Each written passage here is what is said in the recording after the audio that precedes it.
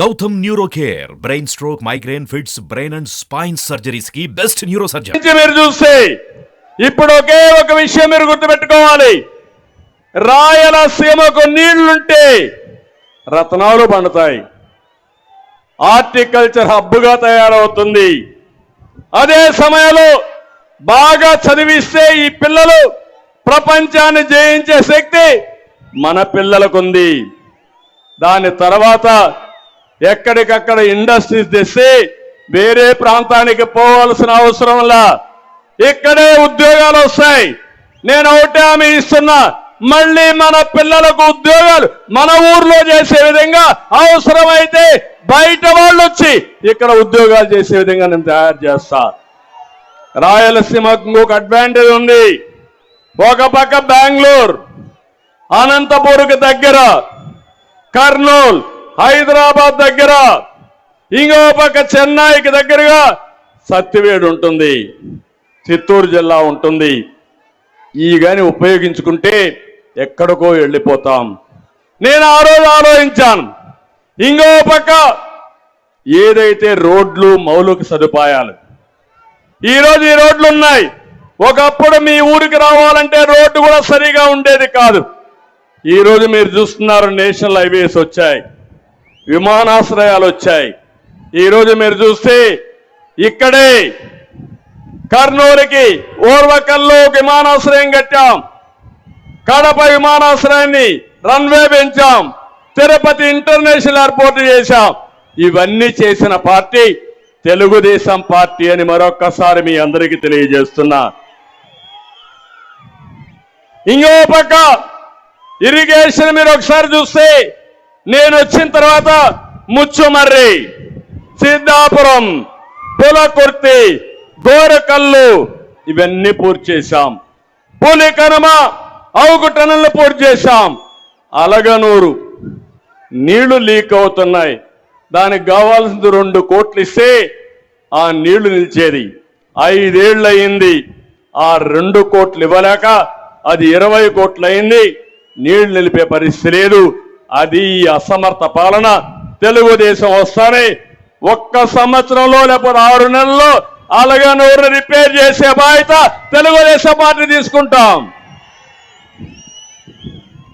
నేను అడుగుతున్నా, ఈరోజు మొన్నే ఇరిగేషన్ కోసం వచ్చాను.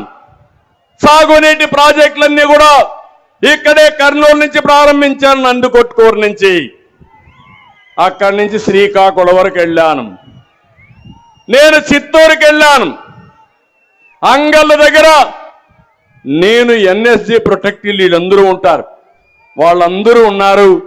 దారిగాచి నా మీదనే దాడి చేయడానికి వచ్చారు. ఇదేంటని అన్యాయం అడిగితే 307 అంటే అటెంప్ట్ మర్డర్.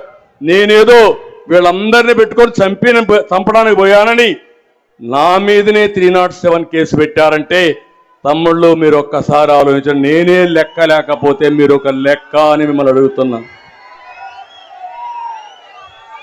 ఒక మదమెక్కిన వ్యక్తి అహంభావంతో ఇంకా దిక్కు తెలియకుండా అధికారం వచ్చిందని అసలే కోతి, ఆ పైన కళ్ళు తాగింది, ఆ పైన ముళ్ళు కొట్టింది.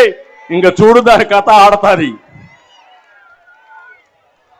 అధికారం వచ్చి అందరం ఎక్కి మన మీద దాడి చేసి నా మీదనే అటెంప్ట్ మర్డర్ కేసులు పెట్టారంటే మా పోలీసులందరూ చూస్తున్నారు. మీరే చూడండి, రాబోయేది తెలుగుదేశం పార్టీని, మీకు కూడా న్యాయం చేసే తెలుగుదేశం పార్టీని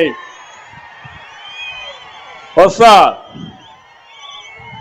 నేను అడుగుతున్నా, ఈ జగన్మోహన్ రెడ్డి రాయలసీమకు 1 ప్రాజెక్టు కట్టాడా అని మిమ్మల్ని అడుగుతున్నా. చెప్పే ధైర్యం వైఎస్ఆర్ కాంగ్రెస్ కుందా అని మిమ్మల్ని అడుగుతున్నా. 5 సంవత్సరాల ముఖ్యమంత్రిగా 12,450 కోట్ల రూపాయలు తెలుగుదేశం పార్టీ ఖర్చు పెడితే, దాంట్లో కనీసం 20% ఖర్చు పెట్టిన ఈ ముఖ్యమంత్రి రాయలసీమను ఉద్ధరిస్తాడా తమ్ముళ్ళు అని మిమ్మల్ని అడుగుతున్నా. నమ్మకం ఉందా అని మిమ్మల్ని అడుగుతున్నా. ఇలాంటి వ్యక్తుల్ని క్షమించాలని మిమ్మల్ని అడుగుతున్నా. జగన్మోహన్ రెడ్డి రాయలసీమ ద్రోహి అవునా కాదా అని మిమ్మల్ని అడుగుతున్నా. ఈసారి నీళ్లు వచ్చాయా మీకు? వచ్చాయా నీళ్లు? నేనుంటే నీళ్లు రాకుండా ఉండే పరిస్థితి ఉందా అని మిమ్మల్ని అడుగుతున్నా. అదే మన దూరదృష్టి. నేనేం ఆలోచించాను, ఇమ్మీడియట్ గా ముఖ్యమంత్రి అయిన రోజునే రాయలసీమకు నీళ్లు తేవాలని ముచ్చుమర్రి లిఫ్ట్ ఇరిగేషన్లు ఫైనలైజ్ చేశాను. దానివల్ల నీళ్లు కిందికి పోయినా ఆ నీళ్లని లిఫ్ట్ చేసే అవకాశాన్ని కల్పించిన పార్టీ తెలుగుదేశం పార్టీ. ఇంతేకాదు, శ్రీశైలంలో నీళ్లు పొదుపు చేయాలని కృష్ణా డెల్టాకి పట్టసీమ ద్వారా గోదావరి నీళ్లు 120 టీఎంసీ నీళ్లు తీసుకొచ్చాం. ఆ 120 టీఎంసీ నీళ్లు ఎక్కడ పెట్టామంటే శ్రీశైలంలో పెట్టాం. ఆ నీళ్లు ఎవరికి ఇచ్చామంటే రాయలసీమకి ఇచ్చాం. అదే నేను ముఖ్యమంత్రిగా ఉండుంటే అప్పటికే టెండర్లు పిలిచాను.